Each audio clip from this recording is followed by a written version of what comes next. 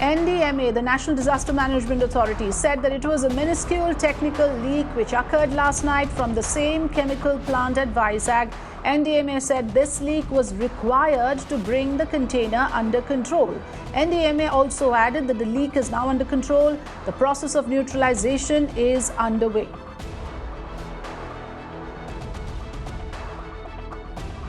Well, this is fresh information now coming in from the NDMA. Now, remember, this is slightly in variance with what the police commissioner had told us earlier, because the police commissioner dismissed all such reports of any kind of second leak. But the NDMA here seems to be saying that there was a minuscule technical leak which occurred last night from the same chemical plant. Let's listen in to the NDMA chief's statement on this matter. He's speaking right now. Let's listen in. बड़ा स्पष्ट करना चाहता हूं कि ऐसा कुछ नहीं हुआ है, कोई सेकंड लीकेज नहीं हुआ है। ये जो प्रोसेस है इसको न्यूट्रलाइज करने की, उस प्रोसेस में थोड़े फ्यूम्स निकलते हैं, वो आगे भी थोड़े बहुत निकलेंगे। वो बहुत ही मिनिमल होता है, वो कैंपस के अंदर ही, वो जो साइलो है उसके आसपास ही रहता है। हवा से स्मेल ज़रूर जाता है, उससे ये आकलन कर लेना कि सेकंड लीकेज हुआ है सरासर गलत है। और मैं अपील करूंगा वैसे मीडिया से जो इसको खबर को चलाने की कोशिश कर रहे हैं कि इसको तथ्य को पहले पता करें और इस तरह का कोई न्यूज़ ना दें जिससे अननेसेसरी लोगों में भ्रांति फैले, पैनिक फैले। तो ये पहली बात। दूसरी बात, जो रोड मैप है वो लोकल प्रशासन के साथ हम लोग तय कर रहे हैं। अभी वहाँ के टूरिज़्म मिनिस्टर वहाँ आए हुए हैं, वो भी समीक्षा कर रहे हैं, जो आंध्र प्रदेश के टूरिज़्म मिनिस्टर हैं। जैसा कि मैंने पूर्व में कहा था कि ये काम जो है मिलजुल कर हम लोगों को स्थानीय प्रशासन, स्टेट प्रशासन और सेंट्रल गवर्नमेंट के जितने भी नुमाइंदे हैं, जितने भी अफसरान हैं, सब मिलकर कर रहे हैं। वहाँ 2 कमांडेंट कैंप कर रहे हैं। CBRN के जो एक्सपर्ट कमांडेंट है 5th बटालियन के, वो कैंप कर रहे हैं। नीरी के 3 साइंटिस्ट्स हैं और कमांडेंट CBRN के साथ भी 4 एक्सपर्ट्स हैं। जो लोकल कमांडेंट है विशाखापट्टनम जुरिसडिक्शन जिनका है, जो विजयवाड़ा बैठते हैं, वो भी वहाँ पर हैं, उनके डिप्टी कमांडेंट भी हैं और NDRF की पूरी टीम है। और जैसा कि मैंने पूर्व में कहा था, ये NDRF की टीम पूरी तरह से वहाँ कैंप करेगी, स्थल पर, ग्राउंड ज़ीरो पर कैंप करेगी और तब तक बनी रहेगी जब तक स्थिति पूर्णतः सामान्य ना हो जाए और स्थानीय प्रशासन ये ना कहे कि अब आपकी ज़रूरत नहीं है। तो इसलिए किसी तरह की र्यूमर मॉन्गरिंग में विश्वास ना करें और मैं आपको आश्वस्त करना चाहता हूँ कि प्रक्रिया जारी है, प्रक्रिया सही दिशा में जा रही है और उम्मीद है कि दोपहर या शाम तक और भी बेहतर सिचुएशन होगा और सीलिंग की प्रक्रिया जो है बहुत ज़्यादा कारगर हो जाएगी।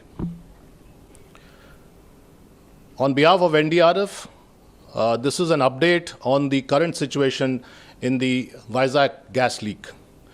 I'd like to very categorically mention that since last night, the experts from Pune, the experts from Nagpur who are scientists, the experts from Pune are NDRF commandant and his team of CBRN experts, and the commandant, local commandant who has jurisdiction in Visakhapatnam from Vijayawada and his deputy commandant have all been camping since yesterday night on site, and they are regularly monitoring the situation. There are some rumors, whether deliberate or not deliberate, about a second gas leakage. Let me categorically place on record that there is no such second leakage. What is happening is there is a process of neutralization going on. It's a technical process. In the process, there may be some minuscule fumes which come out once in a while as part of the neutralization process, and that process will continue. I'm also going to update that the chemical which has come from Daman, which has been brought by the team of experts, that chemical, the neutralizer chemical, is also in good quantities now because the fresh supply has come, and that will be used for the neutralization, and this is a technical process that will continue. It does not mean that there is a second leakage.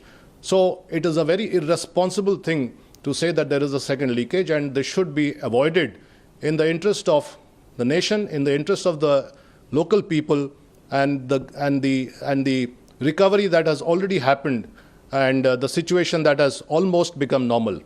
Yes, this process of neutralization will go on, and the scientists will be doing this till we are fully satisfied that there is no question of further even fumes coming out. Further, I'm assuring everyone that the NDRF team will be camping on site. I'm repeating, on site, at the place, at the ground zero, till everything is normalized, and it will assist the local administration. The team of scientists, the team of NDRF, the CBRN team is at the disposal of the local government, the state government, and the local administration. In the morning, I have talked to the DGP and the Commissioner of Police, Visakhapatnam. We are all on the same page and we are working together. There is no need to panic. Jai Hind. It will take 2-3 more days. Well, there you heard NDRF chief making a clear and categorical statement that there is no such second gas leak as has been reported in certain sections of media. What has actually happened is that the chemical that was brought in from Daman is being used now to neutralize the situation. In the process, certain fumes may have released, which is being misconstrued as a second gas leak. So there, the chief of NDRF warning very clearly that one should not indulge such rumors and refrain from spreading false information. Well, so that's the clarification coming in, and that puts to rest all the kinds of speculations around whether there was a second leak. Let's now, in fact, also talk about the evacuation process and the people who were directly impacted by the Vizag gas leak. This incident has left residents of this locality in a state of deep shock. Now, on the Urban Debate last night, one survivor that we spoke to recounted the entire ordeal. He talks about how he first sensed the leakage, what he did to save himself and his family, and also about how he managed to escape the chamber of death with a lot of difficulty. Let's listen in to that sequence.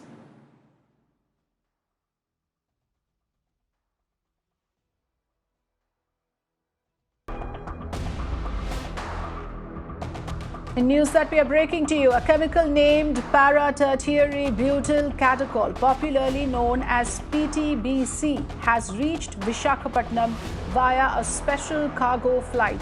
This chemical will be used to neutralize the impact of the styrene gas leak.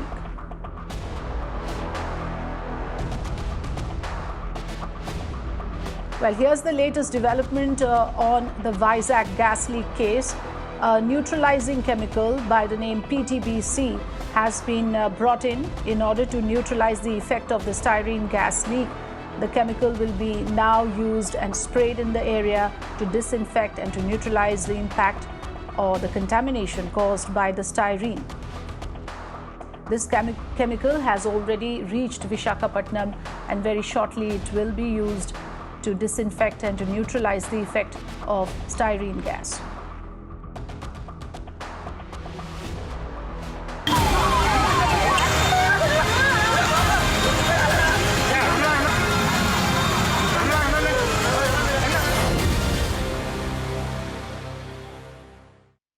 Meanwhile, viewers, remember there were reports of another gas leak in Visakhapatnam late last night. However, the police commissioner of Visakhapatnam has now come out with a clarification dismissing all such reports. At the moment, the confirmation that we have is 12 people have been killed in the Vizag gas leak and 300 people have been hospitalized. Visakhapatnam district officer said that the villages in the radius of 2 kilometers have been completely evacuated by the police and fire department. Meanwhile, an FIR has been registered against LG Polymers for culpable homicide not amounting to murder. However, no arrests have been made yet. My colleague Pramod Madhav joining us live. Pramod, the latest information, breaking news that we had this morning is that a particular chemical which will neutralize the effect of styrene has reached Visakhapatnam. At the same time, there are reports of fresh leaks. Now, first, let's clarify that there are two statements coming, one from the National Disaster Management Authority about the leak, and second from the police of Visakhapatnam. Give us the clarifications that has come in. Well, the police of Visakhapatnam have come forward and said that the news about second leak from these holding tanks, or styrene holding tanks, it's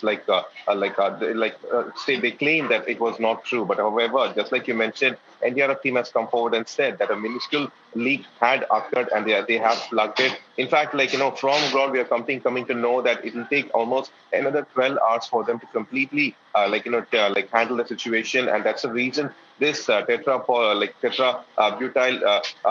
catechol has been brought in also. Now, this particular PTCB is considered as a stabilizer. Styrene is a kind of chemical which remains in liquid form under 20 degrees Celsius, and now they have brought in a stabilizer. And this one, styrene is being used in something called as expandable plastics, and this actually PTCB actually works as a stabilizer, and it seems like another 12 hours and completely the situation can be handled. So there are two different reports that are coming forward. In fact, yesterday when the police officials said that all are stable, even after that one death has been reported. So that's the reason number has gone up to 12 right now, and 325 are still being treated at the hospital.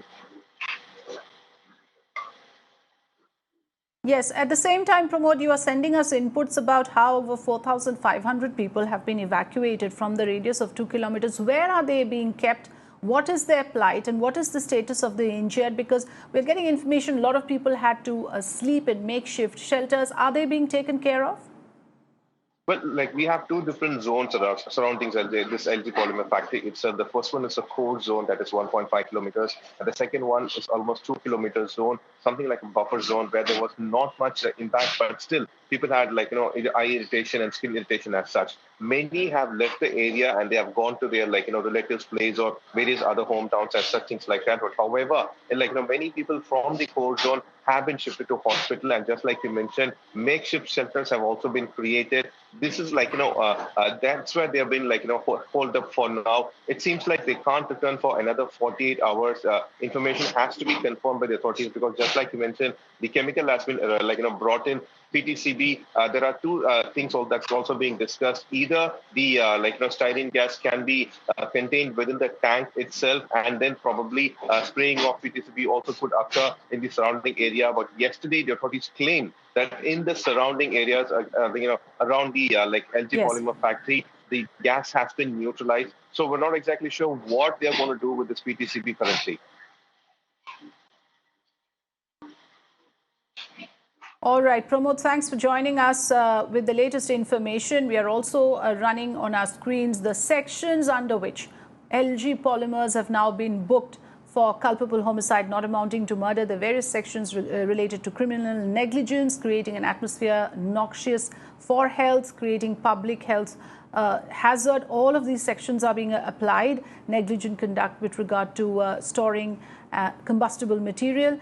Those sections have been applied, but no particular individual named in the FIR. Meanwhile, what has also come to light now is a statement from LG Polymers, and they say that their focus is now to cooperate with the local government in order to help those who have been affected. So there is not much of a explanation or defense or citing reasons why such a thing happened, simply mentioning that the priority would be to work with the local government and help the affected people with medical assistance. That's the statement from LG Polymers. Let's now take you through the entire timeline of events, because clarity has now come in on how the first phone call was received at around 3:25 a.m. and how the authorities, first the police was informed, and how later, of course, the Disaster Management Authority was roped in along with other disaster management forces who came in for assistance. So here's the timeline. 3:25 a.m. Gopalapatnam resident calls up the police about the leakage.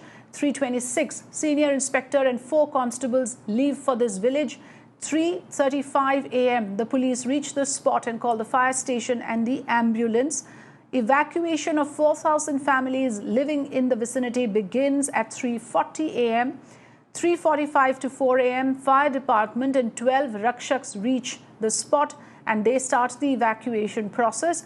3:40 a.m. 20 cops were hospitalized. Remember, those who were there for assisting the rescue operation were also impacted by the gas leak. They suffered symptoms, and they also had symptoms of poisoning. So 4:30 a.m. 20 cops had to be hospitalized. 7 a.m. onwards is when NDRF, the SDRF team, reached the spot and started the rescue operations in war footing. So actually the evacuation started around 3:40 a.m. Of 4,500 families, the police actually had to barge into people's homes to see if there were anybody lying unconscious.